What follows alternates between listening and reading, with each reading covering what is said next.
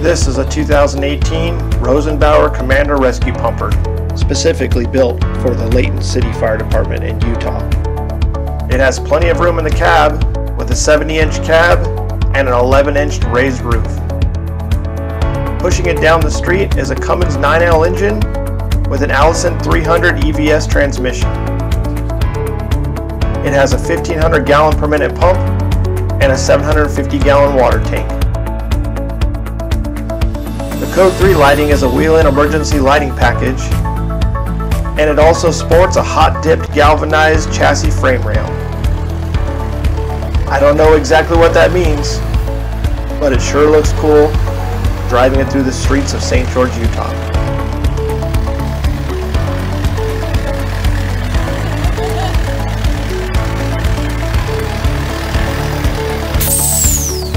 Hi, I'm Jess Quinalty, and this is Firefighters and Fire Trucks Getting Ice Cream.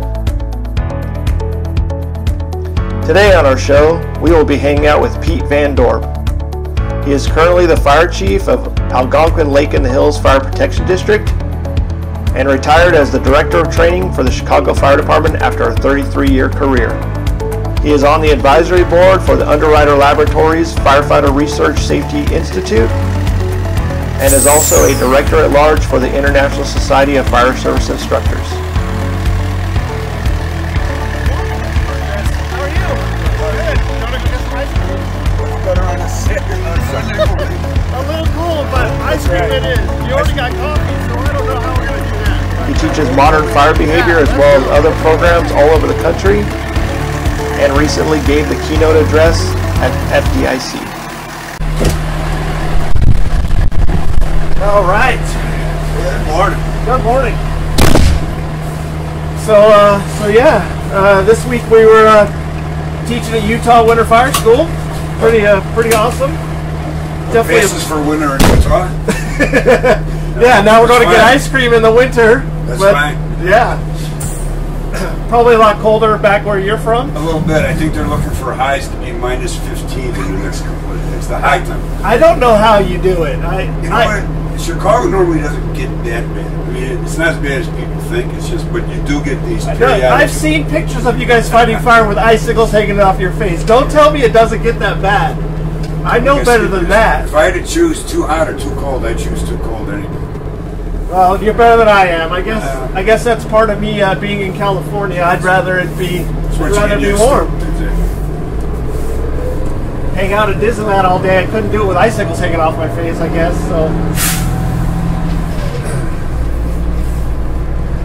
So what did you teach this week at the Winter Fire School in Utah here? So I was able to come out for the Chiefs meeting and do a brief little bit about some leadership ideas. I also talk a little bit about my history and the history of the fire service and how I think what kind of debt I think we owe to the guys that came before us and what can we do to sort of pay that debt forward. Okay. So we did a couple hours like that. It went very, very well. Feedback was good and the participation was good. And then I did a couple days here at the Winter Fire School on fire dynamics. Okay. Applied fire dynamics, right? How do we make this work on the street? And you're really heavily involved in the UL studies and those types of things. Right? I watch a lot. Yeah. Right. I guess that's heavily involved, and to see fire behavior, that's what you do. I guess you just watch. You got to be there. Yeah, I've been. I was fortunate. I got tied into all this right when it started. Right. And it's a bit of a long story, but I got tied in right when it started, and I've been hanging around with them ever since. So it's been over 12 years now, and it's been. I got to tell you, it's been the best part of my career. It really is. So they're not letting you light the fires. That's what you're saying. And when you say it's a long story, we got time, but the ice cream place is a little up the road. So Dan Mandrakowski and Steve Kerber, Steve Kerber's the director of the Underwriters Labs Firefighter Safety Research Institute.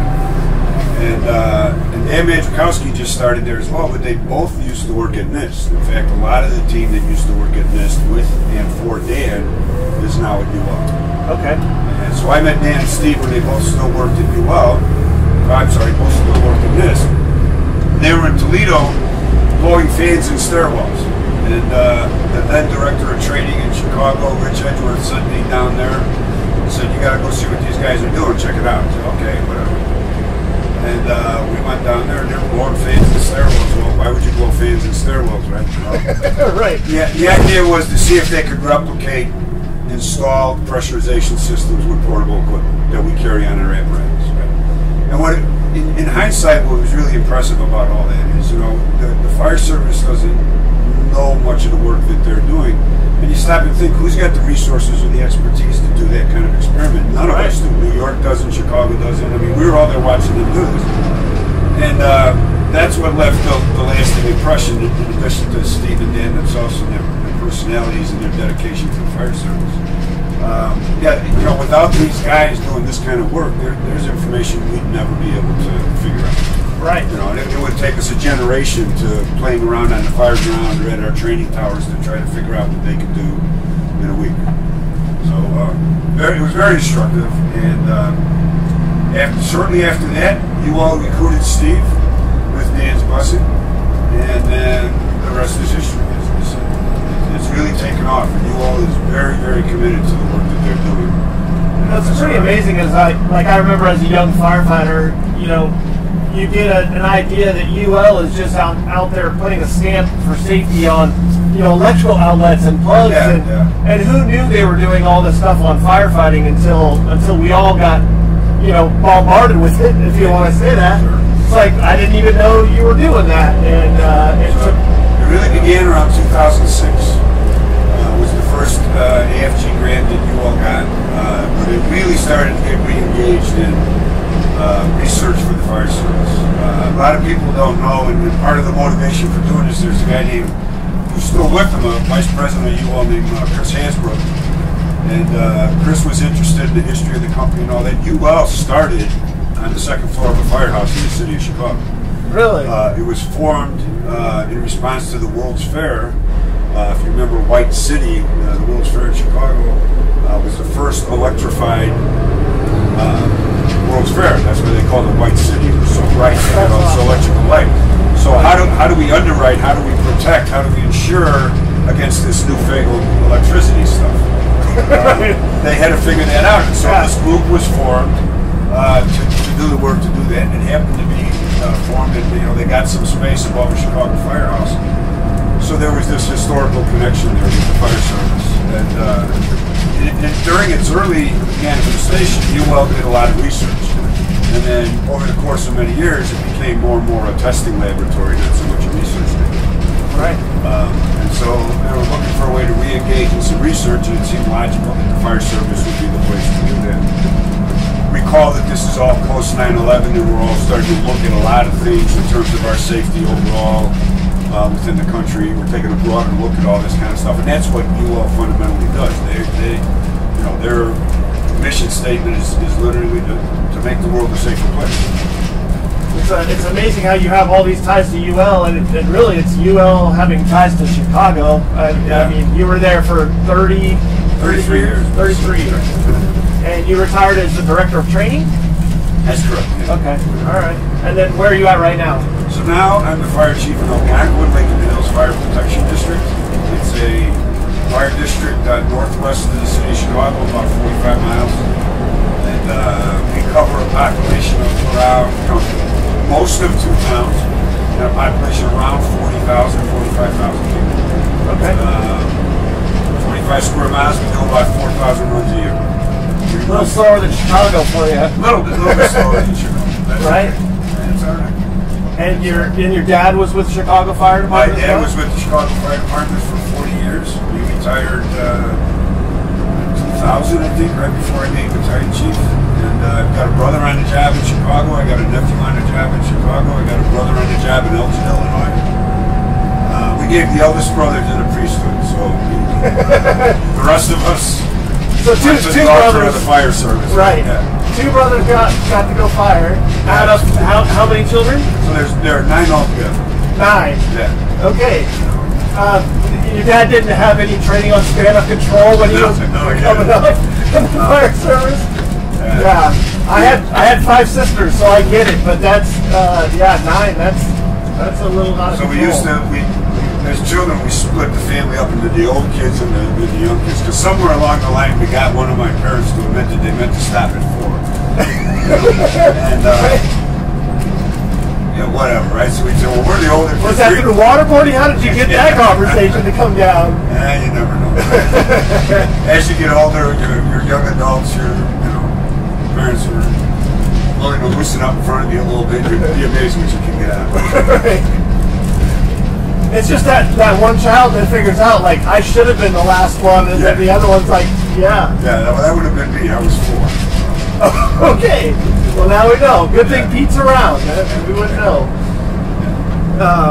So yeah, in your involvement with UL, and that didn't come through the International Society of Fire Service Instructors. That was another round. That came long before that. Okay. But then you got involved with ISFSI. I got involved with ISFSI much later in my career than I should have, to be honest with you. I mean, when you're in a lot of the fire service, the big cities in particular, you become these islands unto yourself because you have all these resources. You have divisions for everything. And you start to think of yourself as self-contained. In a lot of ways, you are, right? You don't look outside your own organization for too much. But once I became director of training, that was just sort of passed on to me. Was this is a good idea? You should be a member here. It's not a bad resource. It seemed to make intuitive sense that that's something I should be aware of.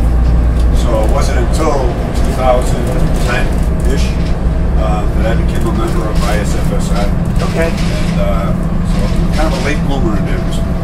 Now, when you got into training, did they kind of push you like, hey, you kind of need to be involved with this, or did ISFSI kind of come to recruit you into being involved? They didn't recruit me. I think it was the existing director of training was a member. He said you should probably be a member to get some good stuff there. When I really started to engage with ISFSI was probably as they were starting to work on the slicers stuff, and they were doing all of this work, and they went to UL, they went to Dan and Steve, and through them to me, just to take another look at it and say, are we on target here? Are we consistent with what you guys intended? And that's when I really got to know the people at ISFSI really well. I knew a couple of the individuals before that, Eddie Buchanan, I knew Brian Kasperzak, I knew a few of the other folks. Right. But as an organization, that's when I really started to get engaged with them. So ISFSI was working on the slicers concept, and they brought UL into that? Well, they wanted to make sure, it's UL's work, it's all based on UL's work. So right. It was basically having it peer reviewed, which the fire service doesn't do very often. But they wanted this peer reviewed. They wanted to make sure that the technical aspects of it were accurate. How you apply the work is going to be up to any individual that applies it. They wanted to make sure that the technical aspects that they were referring to, that they got it right. And when slicers first came out, there was a little bit of pushback out there a little bit, and we're all trying to just do what's right. There's always pushback, and there still is pushback, and there should be pushback. A big part of what we're really trying to do when we work for UL and ISFSI is to get guys to question things again. To ask why, to say how come, and say show me. And not just nod their heads and say, okay, you got 30 years, you're from a big city, you must know what you're talking about. Well, you probably do, but that doesn't mean you're 100% right. We're all entitled. If you've got enough education, you've got enough knowledge, you're all entitled to question what somebody tells you. And you should. That's what professionals do. Right. Professionals question themselves. Right? Professionals always second guess what they're doing, no matter how long they've been doing it. Imagine going to a doctor that says, yeah, I do heart surgery the way my dad did and the way my grandfather did. It works for them, it works for me. You want to go to that doctor. You want a doctor to always adopt and do things and be looking at what's going on. Not because somebody said so, but because it makes sense. And really, it's amazing. It's just a small little acronym like slicers can just create so much debate, but... Debate is good? It's okay. It could be worse. I got my slap savers acronym, and that could be really controversial, but it's the same type of thing, right. People remember it. Yeah, Eddie Buchanan, who is there's one person that can tell the author of Slicers, it's Eddie Buchanan, because he developed the acronym. And he'll tell you flat out, as a paramedic, you don't, at every patient as an experienced paramedic, you don't go through all those acronyms they taught you in class. Right. Okay, what's A, B, C, you just apply things, right? But as you're learning paramedicine, you need those things to help you, excuse me, you need those things to help you process all this information that's very, very new to you. And that's what slicers or slab savers is meant to be. It's more of a preparation acronym. It's not literally meant to be used on the fireground. Well, amazingly, when it's actually how I start my presentation with slab savers. It's, well, why did you choose to take this presentation out of all the classes you can take at a conference? Yeah. And amazingly, it'll always be, somebody will say, well, the name kind of pissed me off, and I wanted to see what you're going to say. And I said, well, welcome to the class. There you go. Got you in the door, right? If you're going to building fires today and you're not looking at the new building construction and the new modern fire behavior, that building could be a slab or it will be torn down when a bulldozer is done with it. You're not paying attention to the new stuff that's going on. And it kind of gets you out there and to say, yeah, I'm proud to be a slab saver sometimes. Sometimes you just got to know when the building's just not, you're not saving any lives, you're not saving any property when it all comes down to it. And I know me, you, and Sulka last time at Firehouse, we were sitting around talking about that very thing. And it's especially commercial properties. Residential is a little different dynamic. There's emotional attachment to things and things like that we need to give some consideration to. But when you're talking about commercial properties, a lot of them, they don't even insure them. Right. Right. They assume, and I forget, I'm not going to name the big box retailer because I may have remembered it wrong, but it's one of the major big box retailers that just assumes through some kind of natural disaster they're going to lose something like 4 or 6 of their properties a year, and that's just built into the business. Right. Whether it's a flood, a hurricane, or a fire, they're not going to be big. So they're not. They don't expect us. They don't want us to risk anything or anybody to save that. They've already written it off. And once they get to the point where 25% of that business is damaged, then they write off 100% of it. Sure. And amazingly, we go to so many fires in the United States that are residential, and there's very few in a scale that are commercial, but we're still injuring and killing firefighters at about the same rate between residential and commercial. So where is the risk that we're taking on those? We're taking a lot more risk on that commercial fire, and we know that everybody probably got out. Right. Plenty of alarms, plenty of exits, and it's not their stuff, like you said. Unfortunately, there's times when we're absolutely certain everybody got out, and we're still exposing ourselves. In the classroom, when you're not being recorded like we are today, you can be a little more emphatic about some stuff. And right. When I'm getting really emphatic, sometimes I say, look, it's really, really rare when we get seriously hurt or injured, really saving lives. We're usually pretty good at something. We're dialed in, we're pumped up, the adrenaline's going, whatever it is.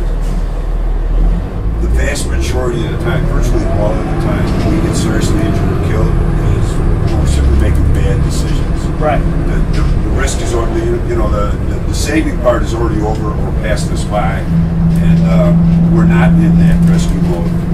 Part of the operation. We're getting killed and injured before that takes place or after usually, and that's really a shame. Well, a little bit of information, a little knowledge, a little bit of training, a little bit of better decision making, we could reduce that number significantly. Well, we're just not bringing out live people like your dad was in Chicago at that time, and either they are out because of our public education that we are doing, or unfortunately with the byproducts of the smoke, especially in today's environment, and open concept construction, that smoke is going, you get a fire in the kitchen and it's through the entire house into the bedrooms. Sure. And we're not compartmentalizing, that smoke. And it's a big change. One of the most recent UL projects is the Close Your Door campaign. Right. That's going out, this Close Before You Doze. They're putting a lot of resources behind this, and they're getting a lot of good feedback. It looks like they're getting some penetration. They're helping people understand, the assumption with smoke detectors when they first put them on the market was you'd have about 15, 17 minutes to exit the house after the smoke detector went off. That was one of the assumptions built into the how sensitive should we make this. Well, basically the smoke detectors operate on that same assumption, but you don't have 17 minutes anymore, you've got 2 or 3. Yeah. So people have to, we got to train the public to behave differently. They have to respond much more quickly. They don't have time. And one of unique things about the Close Your Door campaign, and part of why I think it's so important, is that 10-year-old kid can't decide to change the smoke detector. The 10-year-old kid can't decide to put one inside the bedroom and one outside. The 10-year-old kid doesn't have control over that part. The 10-year-old does have control over what they do with their door. The kid can get up and close his or her door. So it's an important message and a really powerful one if we put it out there. Well, and we kind of talked about, in my class the other day, we were kind of talking about that open concept, and you know, it's possible today because of the new lightweight truss systems, but it's everybody's doing it. It's not just a real estate, you know, term like, hey, this is an open concept house and it's great and it's got flow. That's a huge concept for us as firefighters to understand, because that fire in the kitchen is now breaking down the couch in the living room, and it's breaking down the dining room table and off-gassing and leading to more flashover, and that ventilation limited fire that we have is just continuing to increase. A big part of what I know you do and I do in our classes is to try to reintroduce guys into the fire dynamics and what's really going on. And show them as much video as they can, because we just don't go to enough fires anymore, and once we get to, that process has already taken place to a large extent. Right. Or if we're lucky, it hasn't gotten there, right? Being there at the right moment when all the bad stuff really happens. If you're waiting to experience that at your next fire, you're going to wait a long time. Right. Because you got to get there at the right moment. But through the laboratory work, we can put ourselves in that position and get a clearer understanding of what's going on. You know, we can see the things we can't see from the outside. And then that lets us intuit them from the smoke read and stuff like that. We say, okay, this is probably where this fire is at. That can impact my decision. Now, were you also involved in the? I know you were involved in the wind-driven studies. Were you involved in the attic fire stuff that they did recently as well? Yeah, I was quite involved, and that's, you know, I always try to qualify this, because, you know, when I talk about this stuff, I'm always saying we, because I'm on the advisory board for the ULFSRI. But my part of we is really standing around and watching. So, and then trying to make sense of some of this and put packages in a way that I can help deliver it to the fire service. So, yeah, I stood around and watched the attic fire stuff. Gotcha. I was there. Yeah, that we just started pushing that out at my department, and that, I think the hard part is trying. It was already hard enough to do some of the other modern fire behavior, and now the way that we fought attic fires for so long, and what we do, and it's funny, we talk about the you know, the people being inside a residential home versus commercial. We had an attic fire the other day. It was reported that everyone was out of the structure prior to our arrival over the radio, but when we get there, the wife is saying my husband's inside, because they had all gotten out, but the fire department wasn't there yet. So then they go back in and they're trying to save their stuff. You know, that Brunacini 4Ps, the people, pets, pictures, and pills. We're looking at lives and property, and, you know, dogs are lives, cats are property, but we're still trying to, you know, we're still trying to see how that all plays in, and we get this attic fire, get the gentleman out, and unfortunately, by the time we're done pulling ceiling, and we tried to get some salvage covers in there, I don't know how much we were saving, but the fire went out, and but we don't have a lot in California. We don't have a lot of the same ways that you can get water up into that attic space. I don't think with the dormers sometimes, or you've always gotta look at local building styles. You know, impacts all this stuff, and nothing that gets done at UL. Nobody's saying this is the best way to do it. We're just saying, look, this was an opportunity that presented itself, and we wanted to measure the outcome. Right. You know, and try to give you an idea of how you measure outcomes, and so you can make comparisons and figure it out for yourself. Kerber would be the first one to tell you. I'm not trying to teach you how to put out attic fires. Right. I'm not. You know, I'm trying to study attic fires. What happens if we do this? What happens if we do that? Here, guys, here's some information that you couldn't get otherwise. I hope this helps you make a decision at home. And, you can't be in a one-size-fits-all toolbox either. Nobody's trying to be, and that's why they do the work the way they do it. You know, because a lot of guys say, well, you know, did you do this in this kind of attic? You thought of doing this way? No, and we're not going to, because we can't. We can't burn every kind of attic style that ever existed in the country and never will exist. And of course, our attic fire the other day was under wind-driven conditions, so I might as well add both of your studies together. And it started in the heater closet outdoors. Oh, great. So it was under the attic, but also on top of the roof decking as well. So it's not, you don't have just, hey, we got to get water up underneath the roof deck and apply it through there. because you just got it literally burning off the top of the roof as well, and burning up a lot of the roof members. So it's interesting. I found the attic fire deal, that whole Evitave thing, which never occurred to me before. And, you know, it's kind of funny because immediately when I saw that, you know, just like anybody else, my immediate mental response was, well, that won't work here, that won't work there, that won't work, that won't work there. Okay, fine. Well, it comes to me, where I'm working right now, we just so happen to be able to apply that tactic on 3 different fires we've been to since that study came out. So yeah, it won't work in all these other places, but it's worked for me very well 3 times. So don't I just learned, don't disregard stuff offhandedly. But when it does work, I tell you what, you're going to end up saving a lot more property that way. I tell you what, it was like magic. It was like, you know, we had this attic. Fire had started gotta watch what I say, some mope. Started this fire in the back of these people's porches just for grins, and burned right up into the attic right away. 12 o'clock at night. Fortunately, you know, older couple, fortunately for whatever reason, they hadn't been to bed yet. Noticed the fire right away because smoke detectors weren't going off. It was outside burning up into the attic. They smelled something. Anyway, they were able to get out. But by the time we get on the scene, it's got that puffing, pushing out everywhere in the attic. You're going, oh no, this one's going to light up on us. Here we go. Right. Well, first an officer did his 360. Missed the original porch fire because that was long gone. That had burned itself out. He's leading out through the front door fine. The battalion chief does another 360. He sees it, you know, where the burn was on the porch. He recognizes, hey, wait a minute, maybe it's here. Get a line out to the back, blow it up through the eaves. Boom. It's all done. All done. Pull some salvage covers in, pull some ceiling down, overhaul. They slept in the house there. Wow. I mean, this was the classic. It was, you know how these are going to go. You're going to be pulling ceiling, the thing's going to be lighting off. You're going to, well, getting that water up in that attic before we opened anything up, just turned it all off. It's awesome. They were able to sleep in the house then. So, very awesome. Okay, this works. Can't work. Anyway. How long we have some ice cream? Yeah, let's do it. Okay.